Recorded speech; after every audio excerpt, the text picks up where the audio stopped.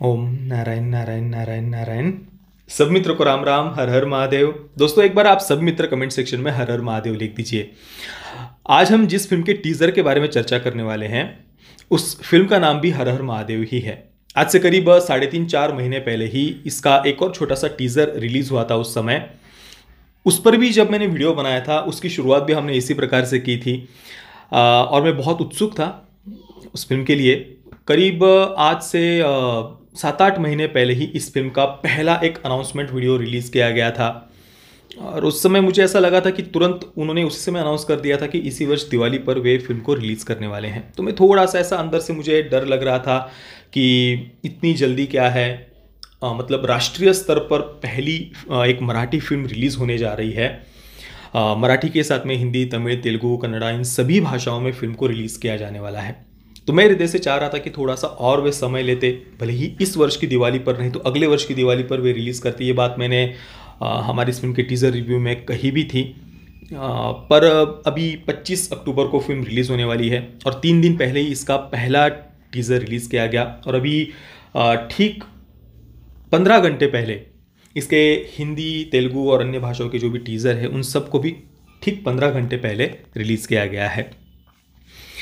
3 दिन पहले जब इसका पहला टीज़र रिलीज़ हुआ था तो मैंने उस पर वीडियो बनाया ही नहीं। मतलब मैं सच कहूँ तो वो पहला टीज़र देखकर मैं निराश हुआ था, क्योंकि एक राष्ट्रीय स्तर पर फिल्म रिलीज़ हो रही है और मैं हृदय से चाह रहा था कि फिल्म इतनी भव्य हो। प्रोडक्शन वैल्यू को अगर हम देखें तो हमें कहीं पर भी निराशा ना हो, अच्छे खासे बजट के साथ फिल्म बननी चाहिए, ये हृदय से मेरी इच्छा थी।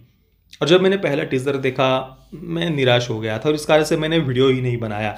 पर अभी जब मैंने कुछ घंटों पहले शरद केळकर जी को बाजी प्रभु देशपांडे जी की भूमिका में देखा, भाई मतलब मैं इतना ज़्यादा उत्सुक हो गया हूँ इस फिल्म को देखने के लिए कि पूछिए मत। और दूसरे टीज़र में विजुअल्स बहुत रिच लग रहे हैं। पता नहीं उन्होंने पहला टीज़र इतना ज़्यादा ऐसा डल क्यों बनाया था।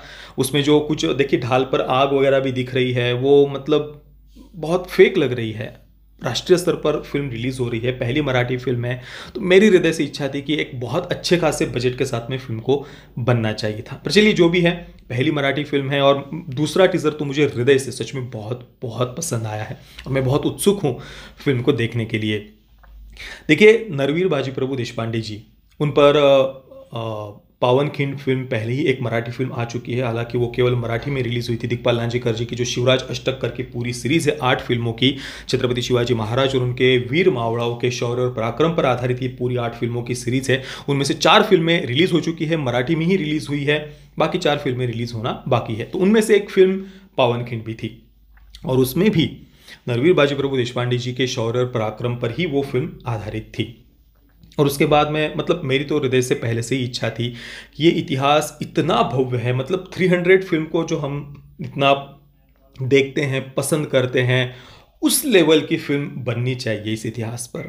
और ये सच में मतलब 300 का जो इतिहास है वो भी ऐतिहासिक ही है, कहीं ना कहीं से सत्य ही है, पर ये इतिहास उससे भी ज़्यादा भव्य है, दिव्य है, शौर्य और पराक्रम से भरा हुआ है। इसमें स्वामी निष्ठा भी है, अपने मातृभूमि के लिए बलिदान देने की भावना भी है। इतने सारे इमोशंस हम इसमें दिखा सकते हैं। ये इतिहास का एक ऐसा पन्ना है जो हिंदवी स्वराज्य की दृष्टि से वो एक निर्णायक रात्रि थी। पन्हाड़गढ़ पर जब मुगल, आदिल शाही और सिद्दी जौहर, इन सब ने छत्रपति शिवाजी महाराज और उनके मावड़ाओं को चारों तरफ से घेर लिया था। कई दिनों तक मतलब वहां से बाहर निकलना ही असंभव हो गया था। अंदर जितनी भी खाद्य सामग्री आदि थी वो सब समाप्त होते जा रही थी। तो ऐसे में कैसे भी करके वहां से निकलना आवश्यक था। तो वहां से किस प्रकार से छत्रपति शिवाजी अपने मावड़ाओं के साथ में बाहर निकले और वहां से उन्हें जाना था विशालगढ़ पर। विशालगढ़ तक जाते हुए बीच में पूरा जंगल से बारिश हो रही थी और ऐसे जंगल से छत्रपति शिवाजी महाराज और मावड़ा सब विशालगढ़ की तरफ जा रहे थे। और पीछे से जब आदिल शाही, सिद्दी जौहर, उनको पूरा पता चला, मुगलों की भी उन्हें साथ थी, मुगल भी उनके ही साथ में थे, तो उन्हें जब पता चला कि छत्रपति शिवाजी महाराज तो यहाँ से चले गए हैं, तो 10,000 की सेना को साथ में लेकर सिद्दी जौहर छत्रपति शिवाजी महाराज के पीछे आ रहा था। इसके बाद सामने एक घोड़खिंड आती है, जिसे आप घोड़ घाटी भी कह सकते हैं। घाटी है बहुत सकरी ऐसी खाई हम कह सकते हैं, घाटी है। अब जैसे ही वे घोड़खिंड की तरफ आगे बढ़े वैसे ही बाजी प्रभु देशपांडे जी और उनके साथ में जो अन्य 600 के करीब मावड़ा थे वे वहीं पर रुक गए। उन 600 मावड़ाओं में बाजी प्रभु देशपांडे जी के बड़े भाई फुलाजी देशपांडे भी थे। तो वे सभी वहीं पर रुक गए और छत्रपति शिवाजी महाराज से उन्होंने कहा कि आप विशालगढ़ पर आगे जाइए, आपका सुरक्षित रहना बहुत आवश्यक है। लाखों की मृत्यु हुई तो भी चलेगा, पर लाखों के जो पालनहारे हैं वे जीवित रहने चाहिए। छत्रपति शिवाजी महाराज ने मना किया, पर सभी मावड़ाओं ने उन्हें शपथ दी, जिस भी प्रकार से हो सके उन्होंने अपने प्राणों की आहुति देने की बात वहां पर कह दी।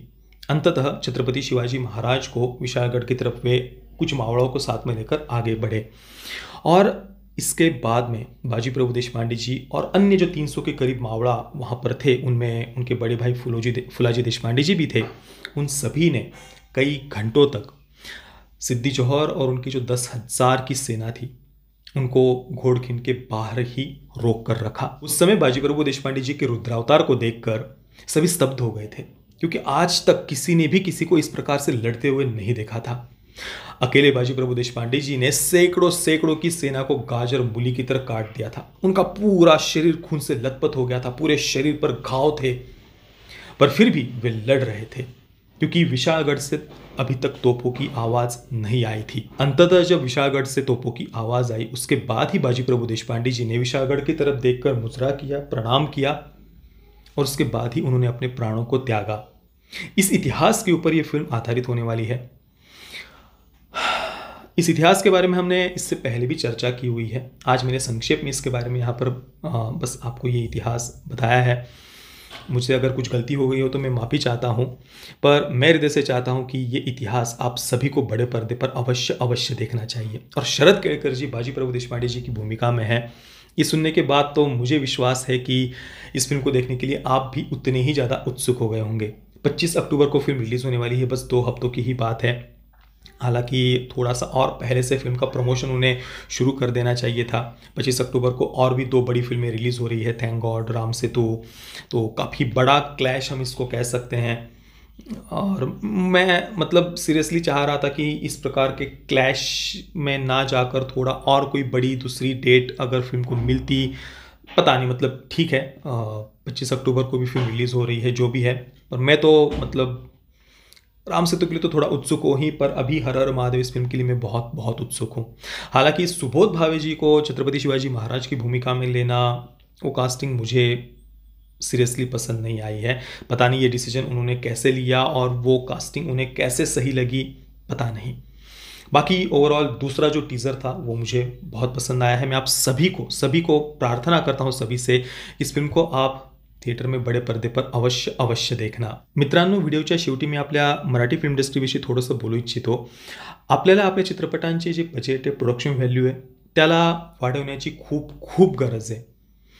बघा, मागच्या 4-5 वर्षांमध्ये दिग्पाल लांजेकर यांच्या शिवराज अष्टक मालिकेतील 4 चित्रपट, त्याच्यानंतर सरसेनापती हंबीरराव आणि आता ह्या सप्त्यात रिलीज झालेला शिवप्रताप गरुडचे, हे सगळे चित्रपट जर आपण बघितले तर खूपच कमी बजेटमध्ये, कमी प्रोडक्शन व्हॅल्यूचे चित्रपट आपण त्यांना म्हणू शकतो।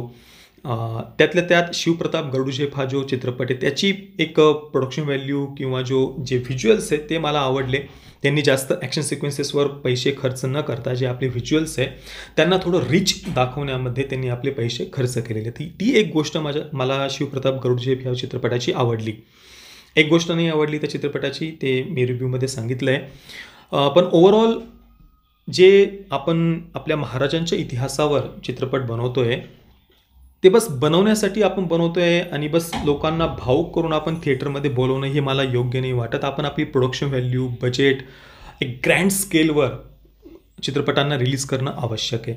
म्हणजे आतापर्यंत जे 6 चित्रपट मी सांगितले ते फक्त मराठीत रिलीज झाले म्हणून ते ठीक आहे, तिथे मी प्रोडक्शन व्हॅल्यूबद्दल जास्त म्हणजे मी बोललो पण नाही। पण हर हर महादेव हा चित्रपट आपण राष्ट्रीय स्तरावर रिलीज करतोय त्यामुळे त्याचं बजेट खूप ग्रँड असायला पाहिजे होतं। तानाजीच्या लेवलचं नाही, पण कमीत कमी एक 40-50 करोडच्या बजेटमध्ये हा चित्रपट बनलेला असायला हवा होता। असा म्हणजे पहिले जे टीजर आलंय ते मला तेवढं नाही आवडलं, पण तरीही मी पर्सनली हा चित्रपट बघण्यासाठी खूप उत्सुक आहे शरद केळकर यांच्यामुळे। आणि मी आशा करतो की हा चित्रपट खूप खूप याला सफलता मिळावी। वीडियो के अंत में एक बार फिर से आप सभी मित्रों को हर हर महादेव, जय श्री राम, वंदे मातरम।